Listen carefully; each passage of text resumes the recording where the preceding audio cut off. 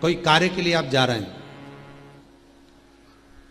और वो कार्य अटक रहा है, नहीं हो रहा, बहुत प्रयास कर लिया आपने, बहुत दिन से लगे हुए हो कि यह काम होना ही चाहिए, ये काम बहुत जरूरी है और होना ही चाहिए, नहीं हो रहा। एक कटोरी में गंगा का जल निकाल लीजिए महाराज, और कटोरी में गंगा का जल निकालकर तुम्हारे घर में एक सिक्का पड़ा हो, 1 रुपया, 2 रुपया, 5 रुपया, कोई सा भी एक सिक्का पड़ा हो, जो भी सिक्का पड़ा हो, कुंदकेश्वर महादेव का नाम लेकर, जहां परिंडा होता है, पानी का मटका होता है, पितरों का स्थान होता है, हंडा भरते हो, मटका भरते हो, उसके पास में उस कटोरी को रखकर 1 का सिक्का, 2 का सिक्का, 5 का सिक्का, 10 का सिक्का, जो तुम्हारे पास सिक्का पड़ा हो, जो भी तुम्हारे पास पड़ा हो, वो सिक्के को हथेली में लेकर कुंदकेश्वर महादेव का नाम लेकर उस कटोरी में डाल दीजिए और उस जल को नैनों से लगाकर आप काम के लिए निकल जाइए। वो काम आपका सफल होकर ही रहेगा, छूट नहीं सकता। गंगा के जल में वो बल होता है, और आप जो सिक्का डाल रहे हो वो ये समझ कर डालें कि कुंदकेश्वर महादेव को मैं गंगा में स्नान करने के लिए, हमारे यहाँ पहले हमने भी देखा, आपने भी देखा होगा, किसी जब बारिश नहीं होती है या कोई काम अटक जाता है, जब बारिश, तो क्या करते थे पहले के जमाने में कि मंदिर को पैक कर दे, उसमें पानी भर दे शंकर जी के ऊपर। आपने कई जगह देखा होगा, उसमें शिव जी को डुबा, तो किसके लिए डुबाते थे? कुंदकेश्वर महादेव के लिए। ये नियम है कुंदकेश्वर महादेव का। पर आज के जमाने में तो चंपेश्वर महादेव है, तो उनको भी डुबा दे, गुप्तेश्वर। उठते से ही धन्यवाद भगवान को, तो बहुत बढ़िया, हाथ मत भी देख लो, पाँव माऊ भी, मुंडा सब बढ़िया है, बड़ी कृपा करी भोलेनाथ, तूने बड़ी कृपा करी, पूरा अच्छा छोड़ा।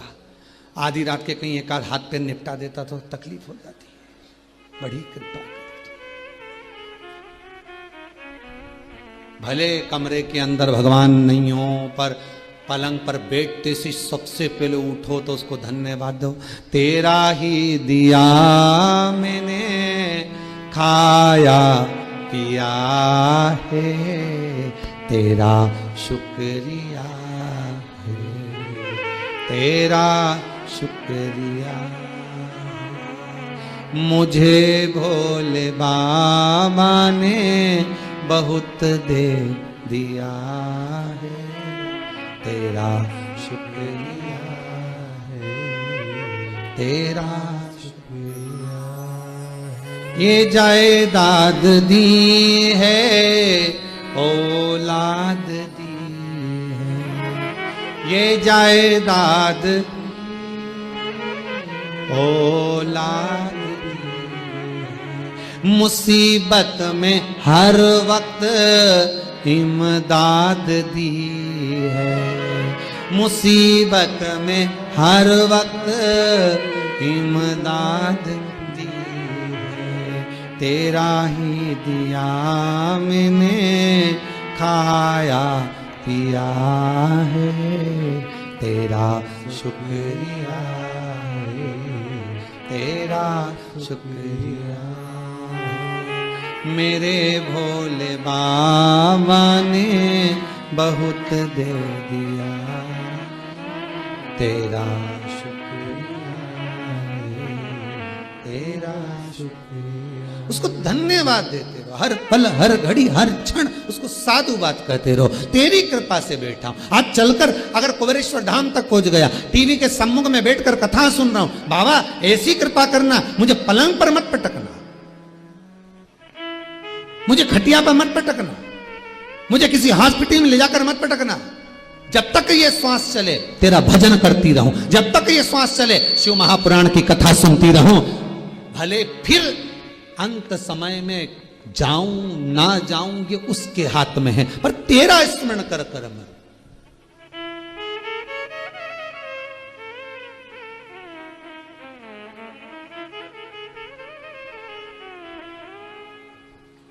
पतंग उड़े आकाश माने, डोर थारा हाथ मां।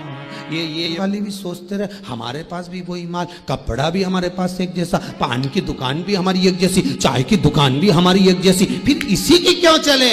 समझ जाना पतंग उड़ रही है और डोरी भोले के हाथ में पड़ी है, इसलिए उड़ रही है, इसलिए उड़ रही है। 50 दुकान एक मोहल्ले में, 100 दुकान एक जैसी कपड़े की, एक जैसा मार्केट, फिर एक की चले और 4 बैठे रहे, डोरी उसके हाथ में उड़ रही है। और कितने लोग लगे होंगे उसको काटने में, विचार करो, कितने ग्राहक काटने वाले बैठे होंगे। इधर तो आओ, हम पूरा कमीशन देंगे, इधर आओ 10% की छूट, इधर आओ 5% की छूट, कितने काटने वाले बैठे हैं। अगर संसार वालों के हाथ में पतंग रहती तो कब की कट गई। के मरना क्या क्यों डरे हम शंकर कहने वाले, हर हर महादेव घर घर, क्यों डरे। शिव साथ में है, शंकर हर पल है। पार्वती जी को शंकर जी ने अमरनाथ की गुफा में ज्ञान दिया था। लोग कहते हैं भागवत सुनाई थी, उस भागवत के पहले ज्ञान दिया था जो आज भी तंत्र शास्त्र में कहा जाता है।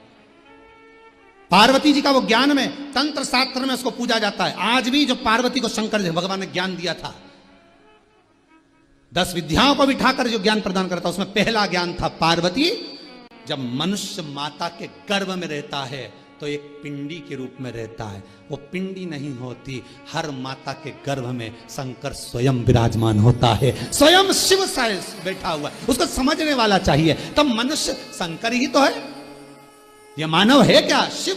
जब मरेगा तो भस्म हो जाएगा, भस्म हो जाएगा तो शिव मिल जाएगा। आखिरी में है क्या? वही शिव अपने हाथ में साध कर रखता है, वो कटने नहीं देगा। शिव महापुराण की कथा कहती है, बस उस पर किया हुआ भरोसा, उस पर किया गया विश्वास कभी टूटता नहीं। इसलिए रामचरितमानस में कहा, शंकर विश्वास रूपिणो। तुलसीदास जी लिख रहे हैं, शंकर विश्वास है, जिसने कर लिया उसे राम मिल गया, उसे परमात्मा मिल गया, उसे सुख मिल गया, वैभव मिल गया, धन मिल गया, जिसने विश्वास करा। जो विश्वास कर, गंगा शिव पुराण कह रही है, विश्वास रखकर ही परमात्मा मिलता है।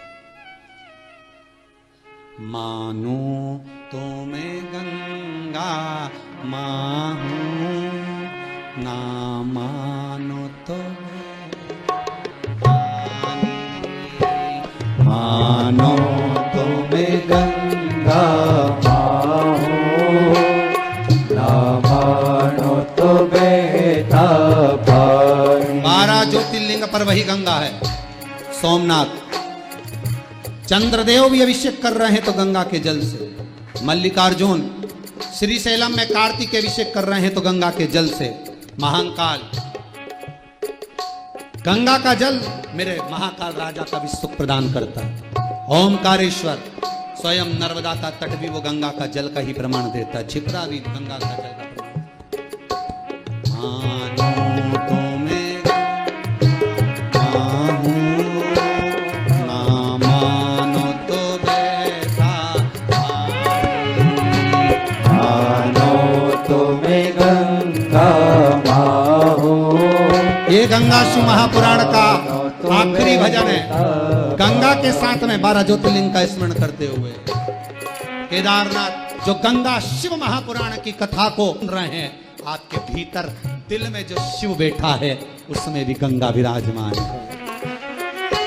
मानो मैं गंगा माहूं, मानो तो बेटा पानी।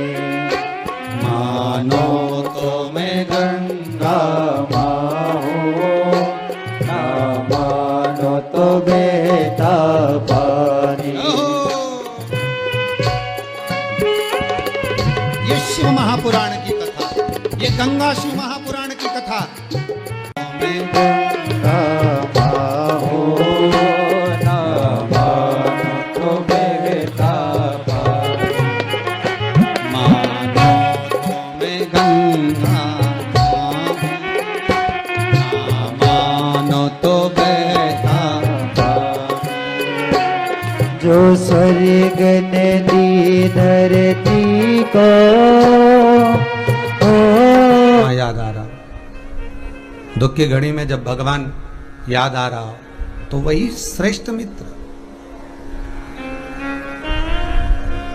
और हमारा जो दुख है वो दुख हमको परमात्मा के करीब ले जाकर उसकी सेवा करना, उसकी अर्चना करना, उसकी चाकरी करना, उससे निवेदन करना, अभिषेक करना, पूजन करना, भगवान की भक्ति को धारण करना, स्मरण करना, ये वो दुख है जो हमको नजदीक ले जा रहा है।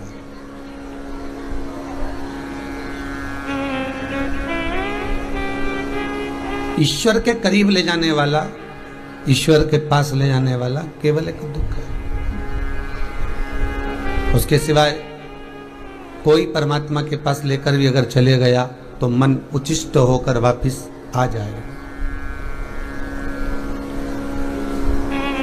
पर यदि दुख एक बार परमात्मा के करीब अगर लेकर गया है तो फिर वो सुख का भान अवश्य करा देगा, फिर वो सुख का स्मरण अवश्य कराएगा।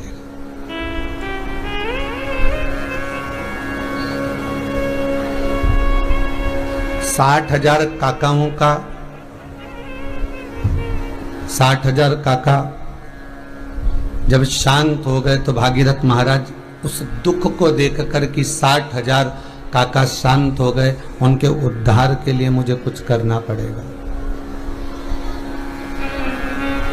कभी कभी जगहित के साथ में आप अपनी आत्मा के कल्याण के लिए भी तो विचार करिए। जगहित के साथ में कभी कभी अपने भीतर का भी विचार करिए कि मेरा कल्याण कैसे,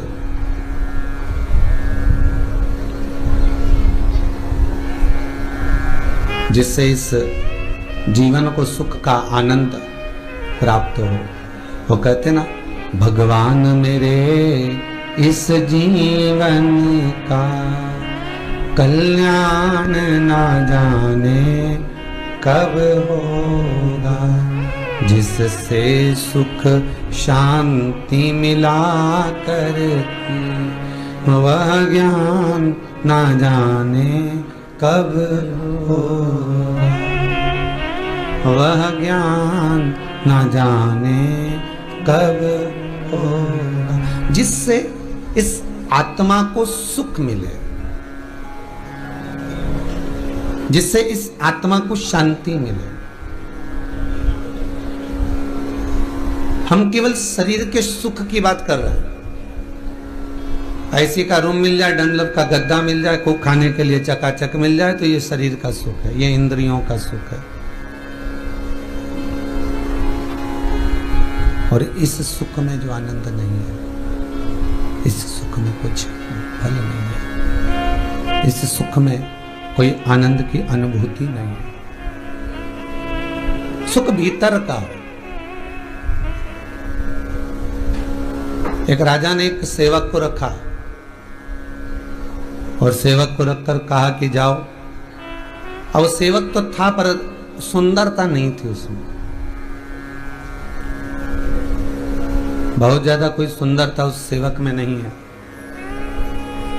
तो राजा ने उसको कहा ठीक है, अब किसी के कहने पर रख लिया कि अच्छा है, ईमानदार है, अब उसको रखा। पर उसमें कोई सुंदरता का भाव नहीं था।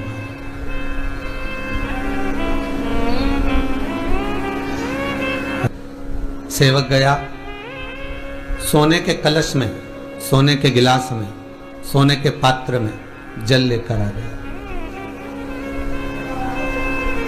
और सोने के पात्र में जब वो जल लेकर आया, सोने के पात्र में जब जल लेकर आता है और राजा को दिया, तो राजा ने उस सोने के पात्र का जल जैसे ही मुख में लिया, लेते ही राजा ने उसका कुल्ला कर दिया, उसको थूक दिया।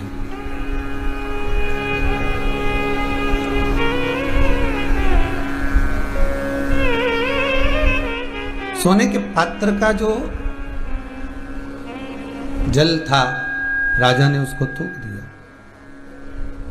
और राजा ने उस सोने के पात्र के जल को जब थूका तो दूसरा सेवक वहीं पास में खड़ा हुआ था, उसने पूछ लिया, महाराज क्या हुआ आपको, आपने ये जल क्यों थूका, किस लिए थूका? राजा कहते हैं इसमें इतनी बुद्धि नहीं, इतना विवेक नहीं, एक तो गर्मी पड़ रही इतनी तेज, और ऊपर से ये जल भी लाया तो गर्म जल लेकर आया। सेवक कहता है महाराज, जब सोने के पात्र में जल आएगा तो वो तो गर्म रहेगा ही ना। आपको अगर जल पीना ही है, आपको अगर जल धारण ही करना है, ग्रहण ही करना है, आचमन ही करना है, तो सेवक को फिर दूसरे सेवक ने कहा जाओ अब तुम जो है शीतल जल लेकर आओ। उसने पूछा शीतल जल तो मिट्टी के पात्र में आएगा।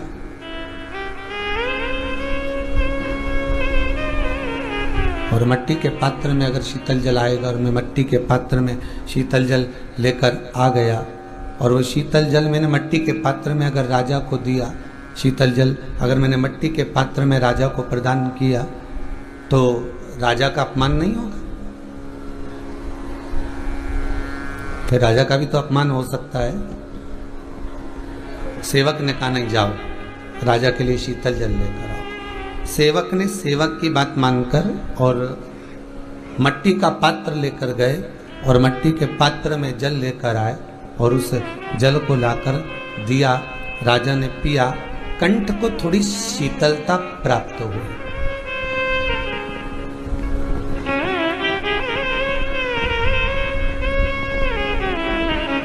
कंठ को थोड़ी शांति प्राप्त हुई, शीतलता प्राप्त हुई।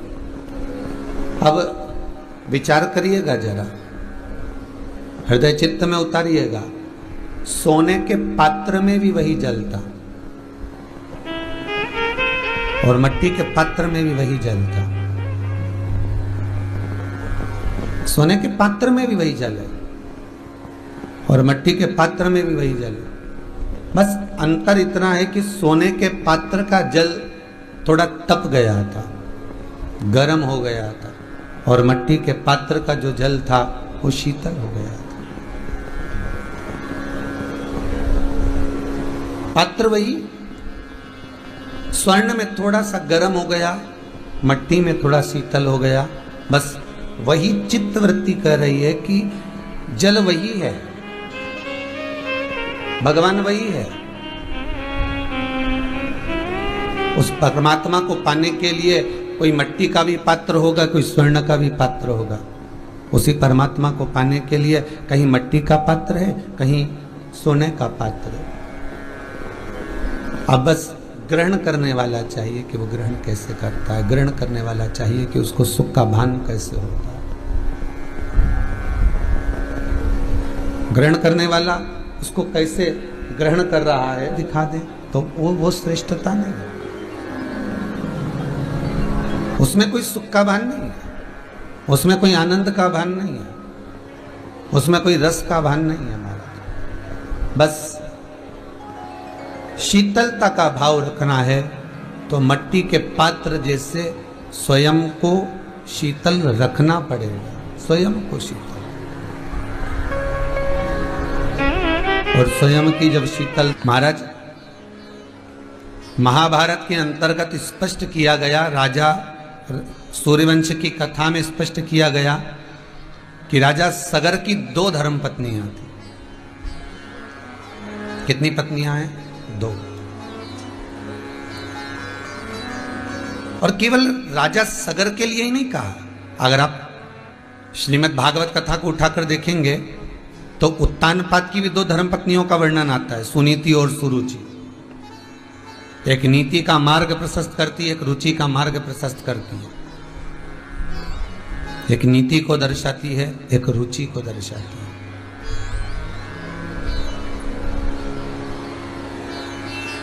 और केवल उत्तानपाद की 2 पत्नियां नहीं, राजा सगर की 2 पत्नियां नहीं, संसार में जितने मानव जन्म लेते हैं, मनुष्य जिनका जन्म होता है, उनकी भी 2 ही पत्नियों का स्मरण, अर्थात 2 आकांक्षा, 2 इच्छा, 2 मन का प्रमाण यह शास्त्र देता है। राजा सगर की 2 पत्नियां थीं, उत्तानपाद की 2 पत्नियां थीं। संसार सागर में जन्म लेने वाला मनुष्य की भी 2 इच्छा, 2 आकांक्षा, 2 मन, 2 चित्त, 2 वृत्ति रहती।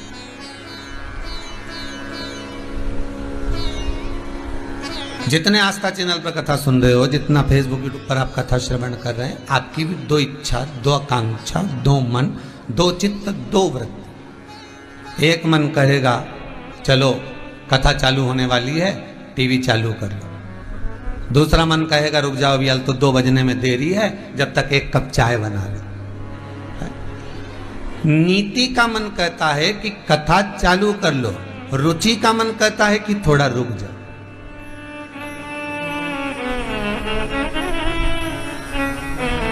नीति का मन कहता है कि सत्संग में चलो, नीति का मन कहता है कि कथा श्रवण कर लो, थोड़ी देर जरा मोबाइल लेकर बैठ जाए, तो दूसरी चीज ना चलाएं, हम व्हाट्सएप वगैरह नहीं चलाएं, फेसबुक पर आधिकाधिक जो चीजें नहीं देखें। हम अगर देखें तो भगवान की चर्चा ही देखें, भगवत कथा ही देखें, भगवत स्मरण ही देखें।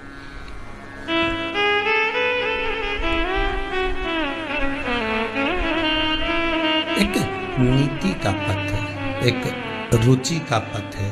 नीति परमात्मा की ओर लेकर जा रही है, रुचि संसार की ओर लेकर जा रही है। सगर की भी 2 धर्म पत्नियां, राजा सगर, एक का नाम है कौशी, दूसरी का नाम है सुमति। एक कौशिकी है, दूसरी सुमति है।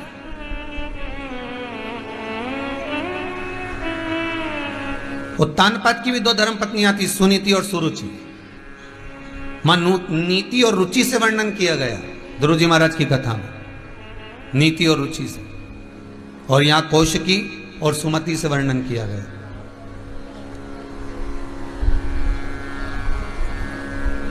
कौशिकी के गर्भ से संतान नहीं हुई, तब सुमति से विवाह किया गया। देखिए कितना सुंदर प्रसंग कहा गया है शिव महापुराण में कि मान लो, फिर वही वाली बात आ गई जो पहले कहा था कि एक से तलाक ले लिया, मान लो कि हमारी इससे नहीं बन रही और हमने इससे तलाक ले लिया, तो क्या ये जरूरी है कि आपने जिससे तलाक, शिव महापुराण की कथा को जब प्रारंभ करते हैं तो आपको उसके महत्व में श्रवण कराया जाता है कि 3 तरह से मरे हुए व्यक्ति का मोक्ष नहीं होता। पहला पानी में डूबकर मरा हुआ, दूसरा सर्प के डसे से मरा हुआ, और तीसरा स्त्री के हाथ से, नारी के हाथ से मरा हुआ। 3 तरह से मरे हुए व्यक्ति को मोक्ष नहीं है, 3 तरह से मरे हुए व्यक्ति को सुख का अनुभव नहीं है, 3 तरह से मरे हुए व्यक्ति की गति नहीं है। अगर वह 3 तरह से किसी भी, चाहे वो पानी में डूबकर मरा हुआ हो, चाहे वो सर्प के डसे से मरा हुआ हो, चाहे वो नारी के हाथ से, स्त्री के हाथ से मरा हुआ हो, तो अर्थात उसकी गति का सुख नहीं होगा, वो गति नहीं प्राप्त होगी, उसको सुख का भान नहीं होगा, उसकी मुक्ति, उसका मोक्ष नहीं हो सकता। महाराज शिव महापुराण की कथा भाव से व्यक्त करती है, शिव पुराण की कथा करती है। सोचकर बैठी थी कि कुंवरेश्वर धाम जाकर एक बार धोख लगाऊं, प्रणाम करूं। वो डस के निकल भी गया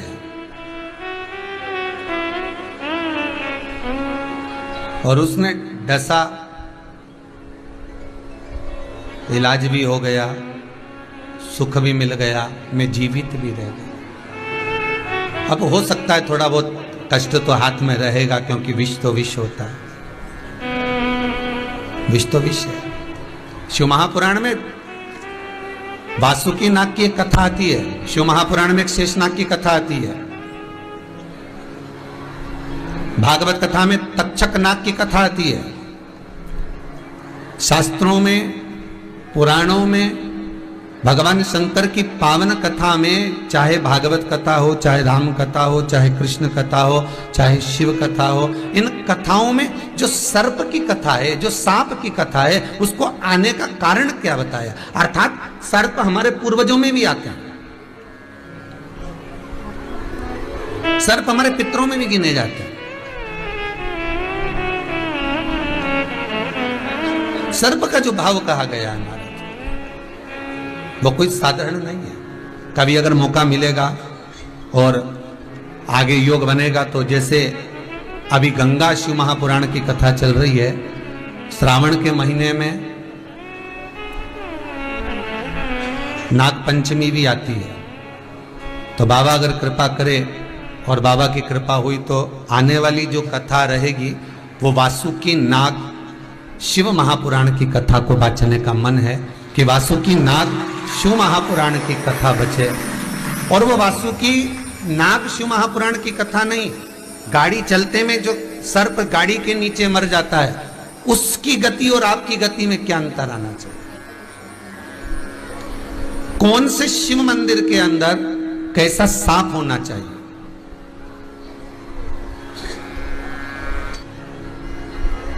और वो संवाद शिव महापुराण के अंतर्गत अपन श्रवण करेंगे आगामी।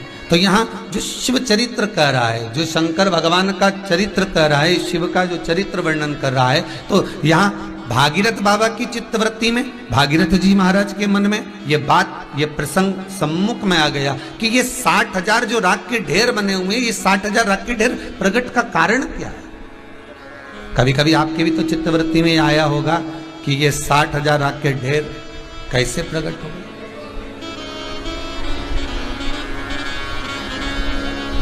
कैसे प्रकट हो जाता। शिव कथा कह रहे कौशिकी और सुमति,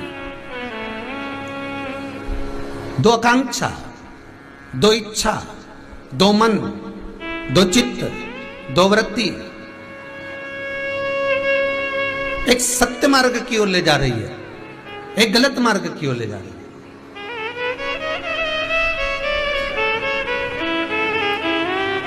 एक अच्छे मार्ग की ओर ले जाने का प्रयास कर रही है और एक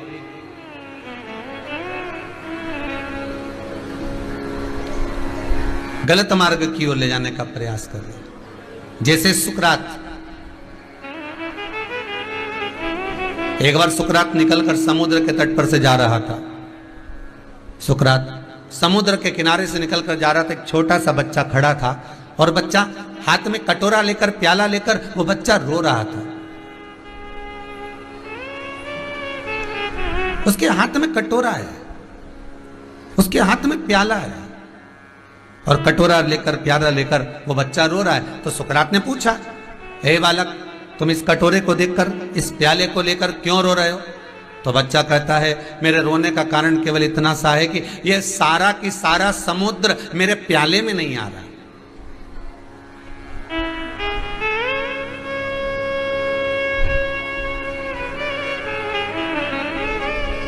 ये इतना बड़ा जो समुद्र है, ये विशालतम जो समुद्र है, ये मेरे कटोरे में, ये मेरे प्याले में नहीं आ पा रहा, इसलिए मैं रो रहा हूं। सुकरात ने उस बच्चे के शब्द को जब सुना, कल शाम को एक बच्चा कह रहा था, छोटा सा किसी के साथ में था, पता नहीं कहां से आए थे, यूपी वगैरह से, और कह रहा था, गुरुजी आप हमेशा कथा में कहते हो कि भगवान के मंदिर में जाओ, धोख लगाओ, झुको, भगवान को प्रणाम करो, गुरु को प्रणाम करो, माता पिता को प्रणाम करो। झुकने से होता क्या है। हमने कहा झुकने का केवल एक कारण है, अगर तुम शंकर के आगे झुक गए, तुम परमात्मा के आगे झुक गए, तो इतना अंदाजा लगाकर रखना, तुम अगर शिव के आगे झुक गए तो पूरी सृष्टि को शिव तुम्हारे चरणों में झुका देगा। यह पक्का।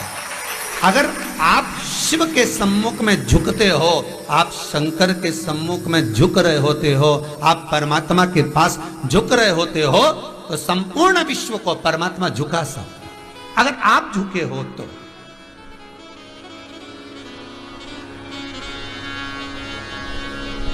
एक फल में वो सामर्थ्यता होती है कि पूरी डाली को झुका देता है।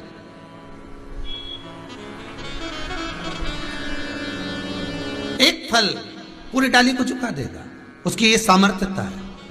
अर्थात आप अगर परमात्मा के आगे झुक रहे हो तो संपूर्ण विश्व को झुकने में देरी नहीं लगेगी। आप उस परमात्मा के चरण को अगर पकड़ कर रखे हो तो दुनिया का चरण नहीं पकड़ सकते। उसने आपको साध रखा, उसने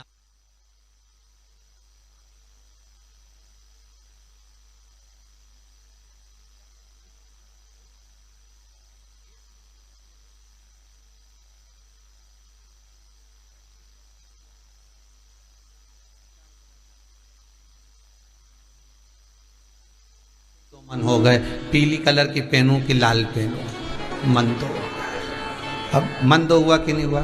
फिर अब पहुंच भी गए कथा में, मालूम पड़े बैठ भी गए कथा में, फिर दो मन हो गए, सोफे पे बैठूं कि जमीन पे बैठूं।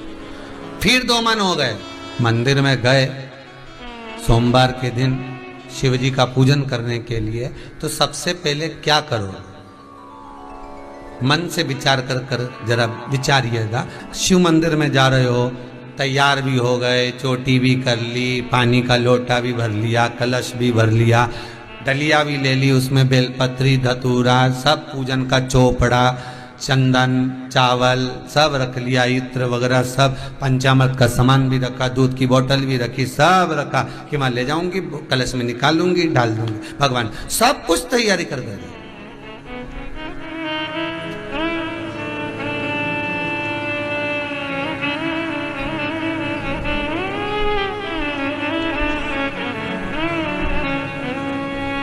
पूजन करने से पहले सबसे पहला काम कौन सा होता है?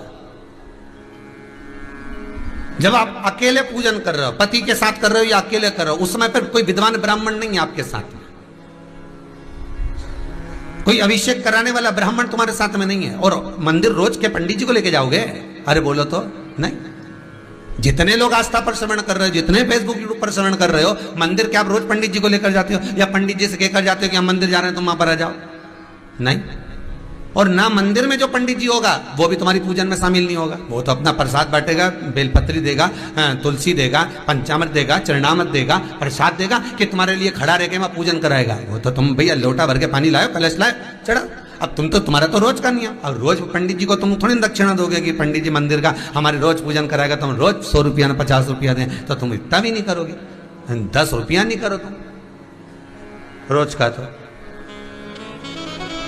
कि रोज रोज जाऊँ। हाँ, सावन का महीना भले 1 महीना चढ़ा दो तो 10 रुपया कर दे दो, कोई बात नहीं,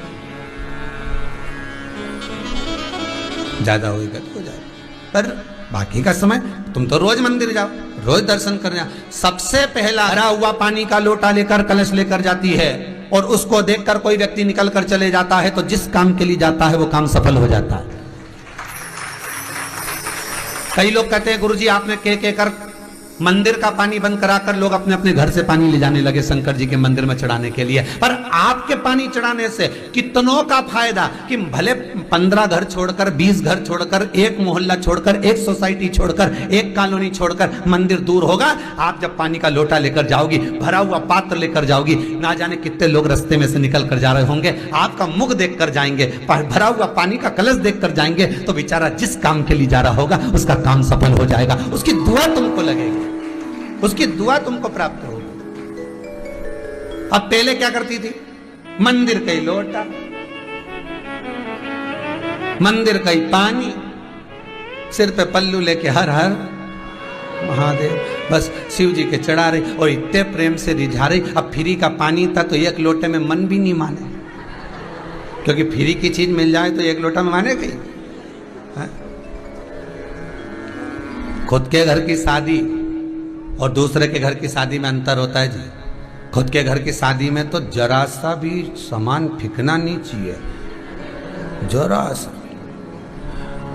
पनीर की सब्जी बजानी क्या पहुंच कर पूछा, हमने सुना है तुम्हारे यहाँ लड़का है? हाँ बहुत बढ़िया, सब काम करे, हो बहुत बढ़िया, खूब पैसा की कई कमी नहीं है, सारा घर परिवार नाते रिश्ते सब जोरदार। तो लड़का के बुला, हमने लड़का के बुलाया। अच्छा माँ ने किया था, कितना ही प्रश्न करे तू मुंडा से मत बोल, तुम मुंह से मत बोलना, एक भी उत्तर मत देना कि ठीक है। अब सब पहुंच गए, सब बैठ गए, मिठाई मिठाई खाई, छोरा आया, देखा अच्छा ऐसा, तो इतने में सबने विचार करा छोरा तो अच्छा, पर एक बार बात तो करे कि ये कहीं गड़बड़ वड़बड़ तो नहीं है, बात करेगा। अब किसी ने पूछ लिया बेटा तुम्हारा नाम क्या है?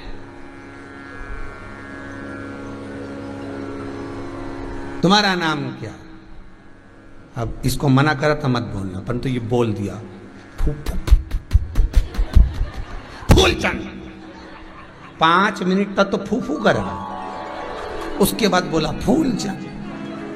अब सबको समझ में आ गया कि अभी शादी नहीं हो सकती क्योंकि ये तो अटका है, अटक गया। अगर शादी कर दे तो छोरी का जीवन। अब बेचारी 1 घंटे तक अब इसकी बात सुनने के लिए रेजान ने वो बोलना चालू करे तो कहाँ गया था, अब पूछे सो हो। अब पुत्र हो विचार करा तो भगवान के सम्मुख में पहुंचकर अगर आप जल का पात्र भी लेकर जा रहे हो, भरा हुआ लेकर जा रहे हो, तो कितनी प्रसन्नता की बात है। चढ़ेगा तो आखा, फूल भी चढ़ेगा तो आखा।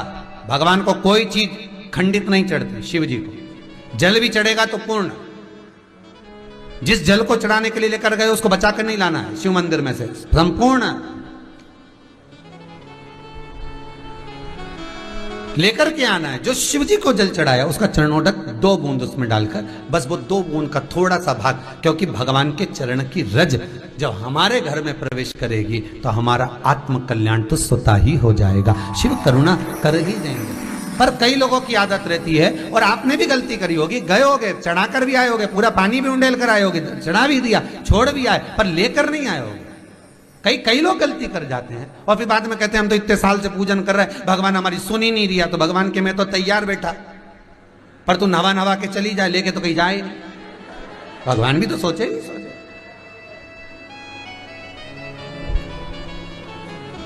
अब भगवान तो आके नहीं बोलेगा कि तू मेरे चरण की रज ले जा। सास कभी बोलती है कि मेरे कमरे में आ जाना, मैं सोने की चेन दे दूंगी।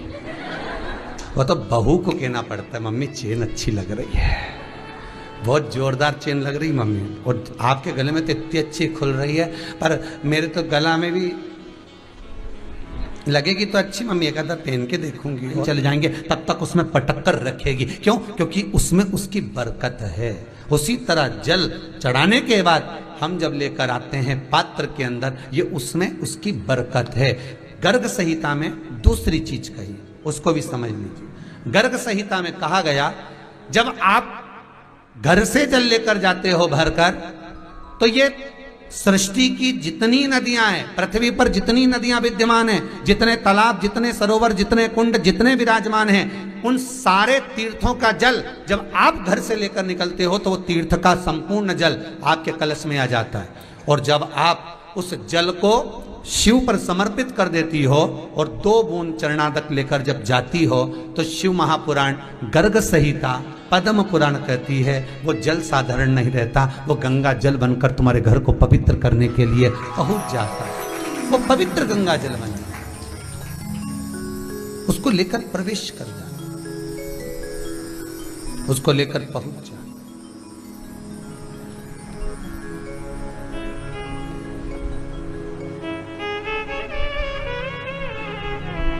स्मरण करते करते जाएंगे। हम बार बार कहेंगे, भगवान के मंदिर जब भी जाओ ना, चेहरे पर प्रसन्नता होना चाहिए। किसी से मिलने जाओ ना, चेहरे पर अगर प्रसन्नता नहीं और ऐसे ही पहुंच गए ना, तो वो श्रेष्ठता नहीं मानी गई। तुम तुम्हारी बहन के घर जाओ, सती मैया जलकर भस्म क्यों हुई? माता सती के भस्म होने का कारण क्या था? सती को पिता पर जितना क्रोध आया, उससे ज्यादा क्रोध सती माता को अपनी बहनों पर आया कि मेरी इतनी बहन, ये 60 की 60 बहन मेरे सामने खड़ी रही और मैं आई तो प्रेम से मुस्कुराई तक नहीं, चेहरे पर प्रसन्नता नहीं थी। सती मैया को अगर क्रोध आ रहा है, सती मैया अगर जलकर भस्म हो रही है, तो केवल एक पिता के कारण कितना चेहरे पर प्रसन्नता। और मालूम पड़े भूखी रही सो रही, और मालूम पड़े क्रोध इतना बढ़ गया, क्लेश इतना बढ़ गया, तो उसका सुख नहीं होगा, उसका आनंद नहीं होगा, प्रसन्नता हो। तेरी चौखट की चाकरी सबसे बढ़िया है, सबसे करी। मेरी किस्मत का जब गुल खिला, तब जा कर के ये दर मिला। मेरी किस्मत का जब गुल खिला, तब जा कर के ये दर मिला। मिल गई मुझको चौखट तेरी, मिल गई मुझको चौखट तेरी, सबसे बढ़िया है, सबसे खरी। भोले बाबा तेरी नौकरी सबसे बढ़िया है, सबसे खरी। तेरे दरवाजे की चाकरी सबसे बढ़िया है, सबसे खरी। ये उसकी कृपा जो आपको कथा में लगा कर रखा है। कथा में चित्त लगा हुआ है, वृत्ति लगी हुई, मन लगा हुआ है। कल कोई कह रहा था, गुरुजी आस्था चैनल पर कथा आ रही है, अब तो फ्री डिश पर भी चलने लगी, हर जगह कथा चलने लगी। उसके बाद भी 42 हजार लोग केवल मोबाइल पर सुन रहे हैं, तो ये आस्था पे क्यों नहीं सुने? तब चित्त वृत्ति में आया। राजा सगर बड़े धर्मात्मा थे, पुण्यात्मा थे, खूब सेवा करते थे, दान पुण्य खूब करते थे, खूब अच्छा व्यवहार करते थे, उनकी प्रजा में कोई दुख नहीं था। तो राजा सगर के पास स्वयं मेरा विश्व अधिपति विश्वनाथ ने देवऋषि नारद को भेज दिया। एक ऋषि का रूप रखकर, एक ब्रह्म रूप रखकर देवऋषि नारद राजा सगर के नगर में पहुंच गए। राजा सगर ने भिक्षाम दे, राजा सगर ने उसी समय पर कौशिकी और सुमति को भेज दिया। जाओ कौशिकी, जाओ सुमति, जाकर दरवाजे पर देखो कोई भिक्षा मांगने आया, जाइए जाकर देखो कौन आया। सुमति कौशिकी ने जाकर कहा, ब्राह्मण देवता बताइए आपको क्या दिया जाए, क्या देना है आपको, आप बोलिए, क्या प्रदान करना है आपको, आप बोलिए।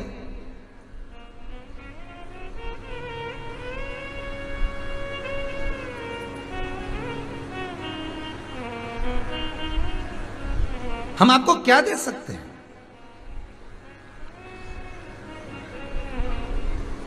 क्या दें हम आपको, बताओ। देवऋषि नारद कहते हैं कुछ भी नहीं चाहिए, बस इतना चाहते हैं कि आप राजा सगर से कहिए हिमालय पर जाए, तब साधना करे। इन पुराण क्या कर रही है? अपने हाथ से निर्माण होना चाहिए।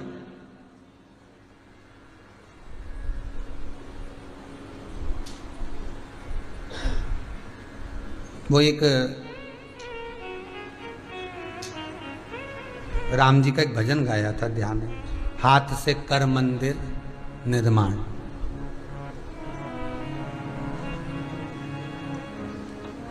शिला की जगह लगा दे प्राण, हाथ से कर मंदिर निर्माण।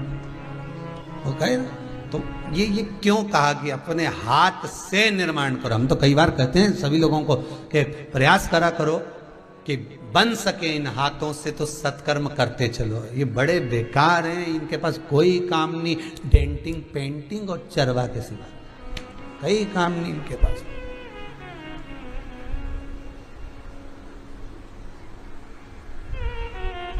इनको थोड़ा सा सत्कर्म में लगा, थोड़ा सा। किसी तीर्थ में तीर्थ करने जाओ, उज्जैनी जाओ ना आप लोग, उज्जैन जाओ, महाकाल, विश्वनाथ, बनारस आदि जहाँ कहीं तीर्थ में जाओ, तो वहाँ कहीं आश्रम में जाओ तो एक झाड़ू साथ ले जाओ। कुछ नहीं तो थोड़ी बहुत झाड़ के कचरा वचरा एक साइड करिए।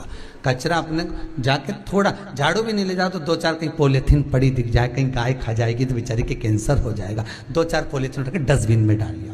पर प्रयास करो।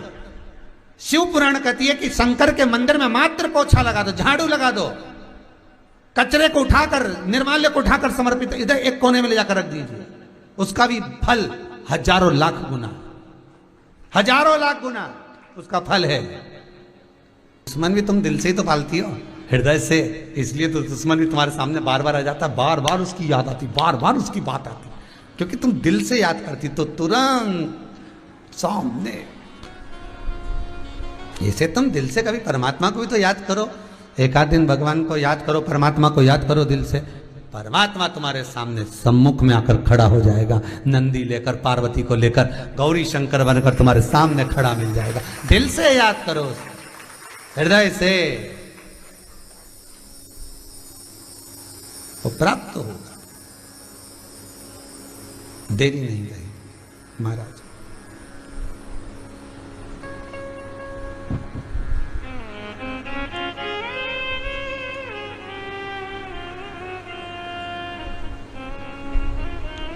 सुमति ने विचार करा, 1-2 संतान क्या, 1000-2000 क्या, 60,000। अब एक नारी के गर्भ से 60,000 औलाद होना, अब कोई बारिश जैसी टपके तो नहीं है कि कहीं टपक जाए। ये तो 60,000 संतान, और वो भी नारी के गर्भ से। शंकर जी भी मन में सोचे अब कई करूं इनका। वो उसने तो एक ही मांगी कौशिकी ने, और इसने 60,000। और शंकर भी शंकर थे, शिव शिव थे। पार्वती जी ने आकर पूछा, भोलेनाथ जी अब बोलो, आशीर्वाद दो 60,000 औलाद का।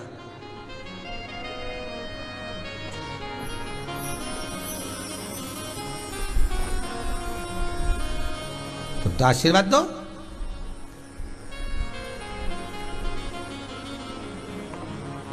शिव जी सोचे करूं क्या। पार्वती जी बोली कोई चिंता वाली बात नहीं, तुम तो आशीर्वाद दे दो, 60,000 संतान का आशीर्वाद। हाँ हाँ दे दो।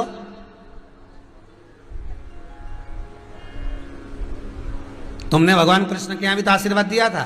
तो भगवान बोले उनके यहाँ तो शंकर जी बोले मैंने आशीर्वाद भगवान कृष्ण को दिया था कि तुम्हारी एक एक रानी से 11-11 संतान होगी, 60,000 नहीं, 11-11। तब जाकर उनके यहाँ